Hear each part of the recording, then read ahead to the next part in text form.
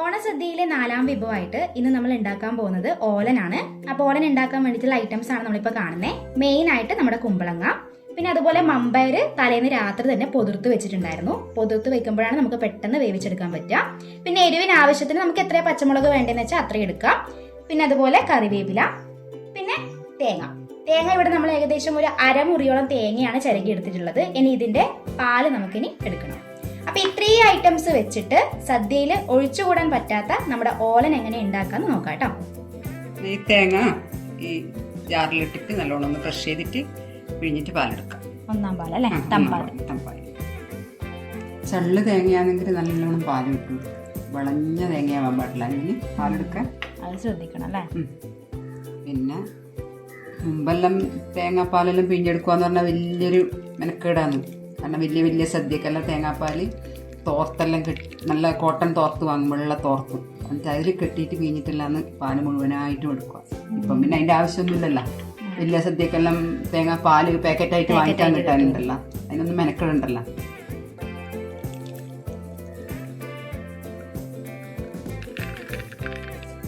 അപ്പോൾ തേങ്ങാപ്പാൽ പിഴിഞ്ഞിട്ട് നമ്മൾ 1ാം പാലും അതുപോലെ 2ാം പാലും എടുത്തു വെച്ചിട്ടുണ്ട്. ഇനി നമുക്ക് അടുത്തത് പച്ചക്കറികളൊക്കെ വേവിക്കാനുള്ളത് നോക്കാം.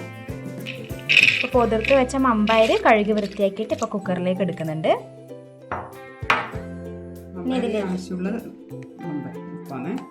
മമ്പയറിന് മാത്രമേ ആവശ്യമുള്ളൂ ഇപ്പോൾ അല്ലേ?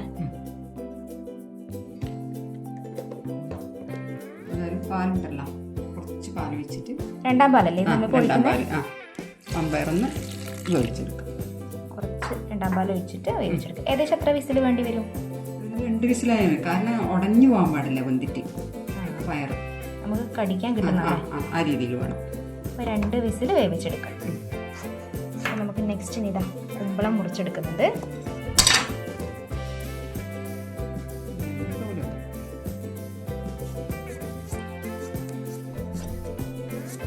ഇത് പിന്നെ വളരെ വേവ് കുറഞ്ഞ പച്ചക്കറിയാണല്ലോ കൂട്ടത്തിൽ. വേവിക്കുമ്പം ഒരുപാട് വെള്ളമൊന്നും ചേർക്കാൻ പാടില്ല. നമ്മൾ വെള്ളമൊന്നും ചേർക്കാണ്ട് ഇടക്കിടക്ക് ഇങ്ങനെ ഇളക്കി കൊടുത്തോണ്ട് നിന്നിട്ടാണ് വേവിക്കുക. വെള്ളം ഒഴിച്ചാൽ എന്തായാലും അത് ബാക്കിയാവും, പറ്റൂല. അപ്പം ഇതിപ്പോൾ ആക്കുമ്പോൾ കുറച്ച് തേങ്ങാപ്പാലിൻ്റെ ഒഴിച്ചിട്ട് വേവിക്കാം. മമ്പയർ അത് ഒഴിച്ചിട്ട് വേവിക്കാം. മമ്പയർ ഏതായാലും നമ്മൾ വേവിക്കാൻ വെച്ചല്ല. അപ്പോൾ ഇനി ഇതല്ലേ വേവുണ്ടോ. ഇതിൻ്റെ കുരുവെള്ളം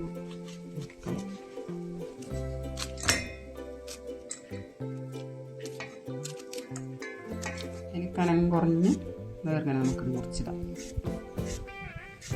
കുമ്പളങ്ങ ഷുഗറിലുള്ളവർക്ക് ഷുഗർ ബാലൻസ് ചെയ്യാൻ കുറയാനെല്ലാം വേണ്ടി കഴിക്കാൻ നല്ലതാണെന്ന് പറയും. ഇതിൻ്റെ നീര് പെട്ടെന്ന് ഷുഗർ കുറയുമ്പോൾ നല്ല ഹെൽത്തി ആയിട്ടുള്ള പിന്നെ എവിടെയോ ഞാൻ പറഞ്ഞു കേട്ടിട്ടുണ്ട്, പാവങ്ങളുടെ ടോണിക്കാണ് കുമ്പളങ്ങാന്ന്.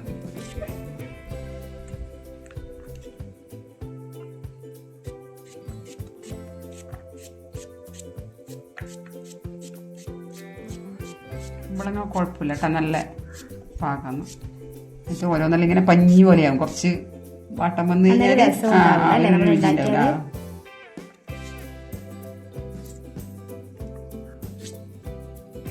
പച്ചമുളകും കൂടി ഇതിലേക്ക് മുറിച്ചിടുന്നുണ്ടല്ലേ. ഇതെല്ലാം ശരിക്കും എരിവിന് ആവശ്യത്തിന് എത്ര വേണം? ഒരു വാക്ക് നല്ല എരിവ് വേണമെന്നുണ്ടെങ്കിൽ പച്ചമുളകിന്റെ എണ്ണം കൂട്ടാം. നമുക്ക് പൊതുവേ എരിവിടെ കുറവല്ലേ വേണ്ടു, അതുകൊണ്ട് പിന്നെ നമുക്ക് എണ്ണം കുറക്കാം. എരിവെല്ലാം ഉണ്ടെങ്കിൽ അന്ന് ടേസ്റ്റ് കൂടുക. അപ്പൊ നമുക്കിനി കുമ്പളങ്ങ വേവിച്ചെടുക്കാം അല്ലേ.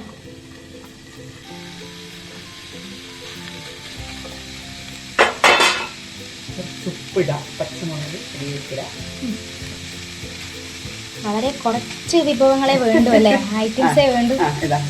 എരിവിന് ആവശ്യത്തിന് പച്ചമുളക്, കരിവേപ്പില, അതങ്ങനെ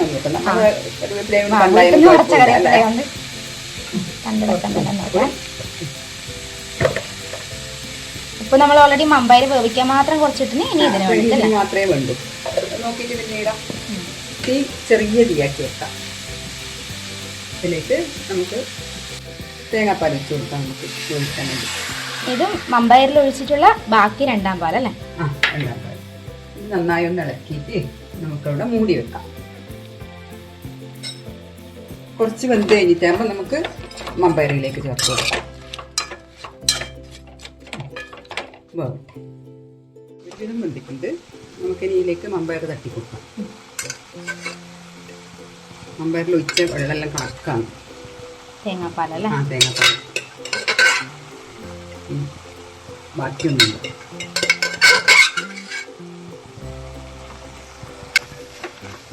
ഇത് മൂടി വെച്ചിട്ട് കുറച്ച് സമയം കൂടി വേവട്ടെ. ആയിട്ടുണ്ട്. പാകത്തിന് വെന്തിട്ടുണ്ടല്ലേ? ഇതിലേക്ക് നമുക്ക് തമ്പാലല്ലേ?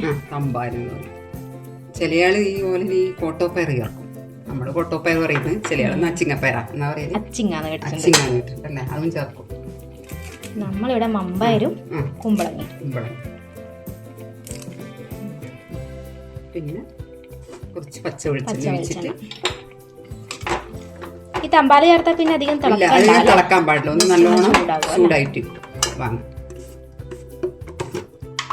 ലേശം പച്ച വെളിച്ചെണ്ണ ഒഴിച്ചു.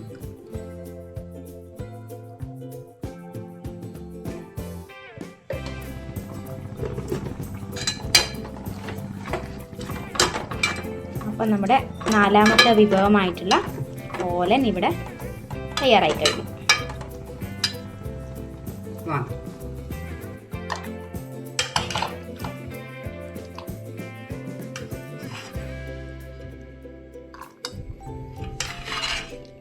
അപ്പോൾ ഓണസദ്യയിലെ 4ാം വിഭവമായിട്ടുള്ള ഓലൻ ഇവിടെ റെഡി ആയിട്ടുണ്ട്. നല്ല അടിപൊളി ഓലനാണ്. എല്ലാവരും ഒന്ന് ഉണ്ടാക്കി നോക്കുക.